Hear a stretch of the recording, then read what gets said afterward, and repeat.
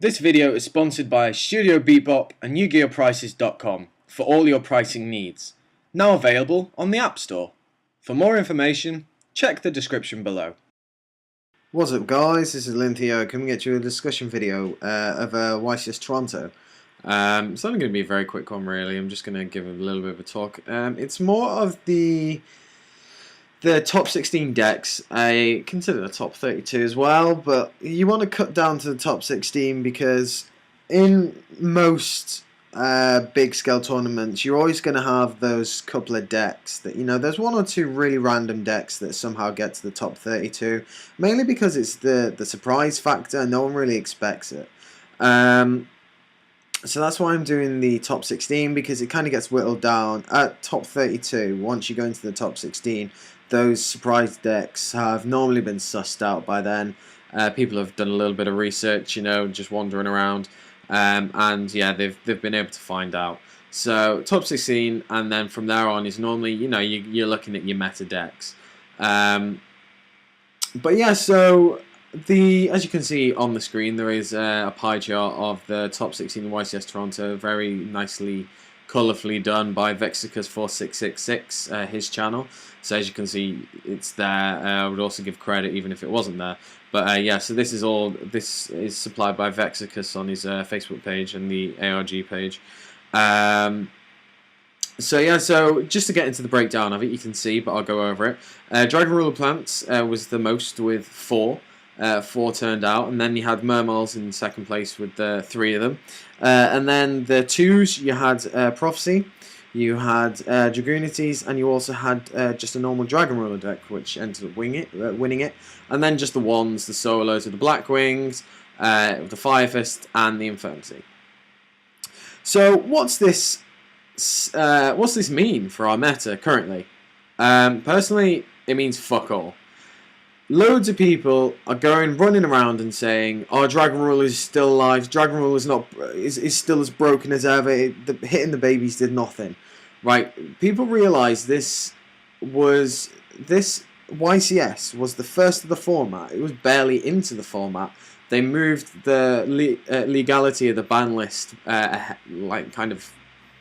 pulled it back a bit, so it could actually be legal and relevant for this YCS. And considering how long we've been given since the ban list was announced, a lot of people started testing the OCG ban list before they realised that how much of a huge change that the OCG ban list was, the TCG to the OCG.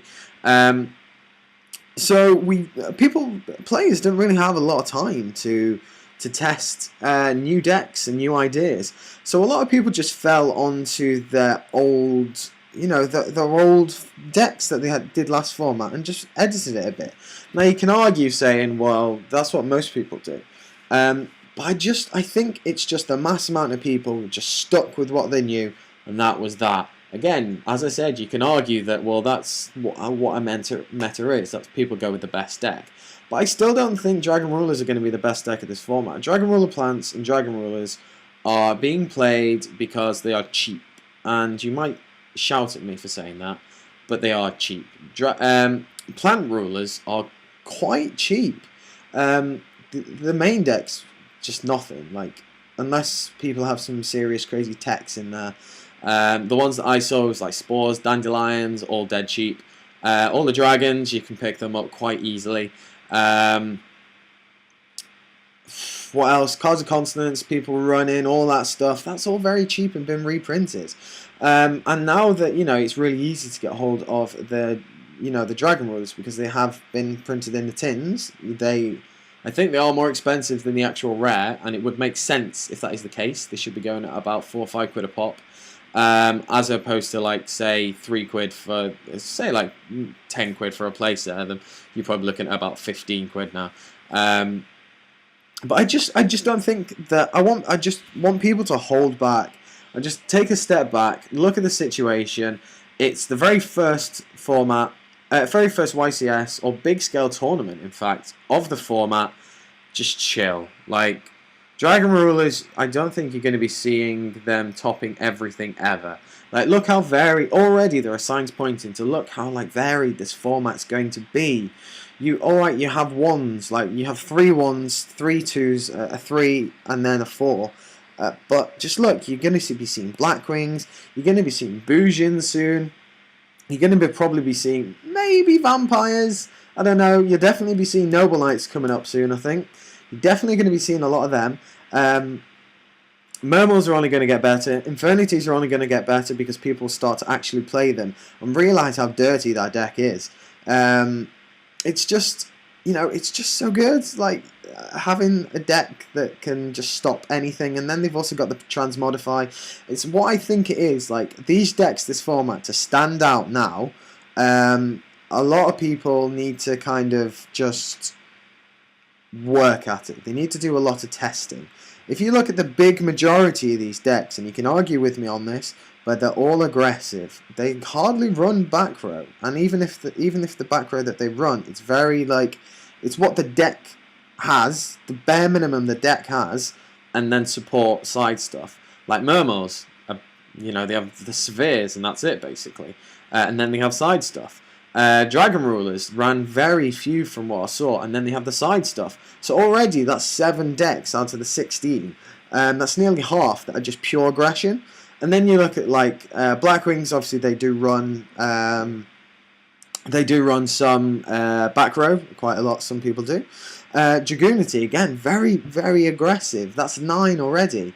And I just think that the reason why these decks have done well is because other decks that ran the heavy back row lost so much. People haven't had the time to do their testing, like fill those gaps. Dragon Rulers have just gone, we didn't really lose much, we lost the Rejuve, and then we lost the Monster Reborn and the Heavy Storm. Okay, let's just throw some plants in to kind of keep the speed going. Boom, there we go. And then obviously that's the whole point of the Dragon Ruler deck as well. The Dragon Plant Ruler, whatever you want to call this stupid deck. Murmurs, okay, you lost the Dragoons, but now they've got they're doing this stupid lock where they get to Abyss, the XYZ, level 3 XYZ through Bahamut Shark. They're starting to do this now, and you can just see the combo starting to come through. And this is what really excites me about this format, because it's just going to be so fun to see all these decks coming up. Like a Herald of Perfection deck topped in the top 32. Admittedly, I think his deck list was a little bit garbage at times. Garbage might be a strong word. He had some valid points, but I think that he definitely needs to reassess. But the thing is, a lot of people take that deck list and think, oh, it's amazing. Like, oh, it's got to be good. He's running 3 Transmodify. 3 Transmodify is bad. You don't want to run 3 in a deck that's already combo based. You want to run 2. 2's a good number. But I digress. That's what's going on. I'm just worried that a lot of people will think that's an amazing list and then start doing that. Picking up the deck for that list. Not really experimenting, because there's only one that topped. And then throwing the deck back down when they start getting bad hands. Because the guy said he went X2 and then obviously lost in top 32. And he said the reason why he lost those was just terrible hands. And in such a big tournament and a combo heavy deck, you need to be very consistent with your draws. And even the worst draws are able to kind of get you out of a situation. Like even if you open all vanillas and like a Manju or something,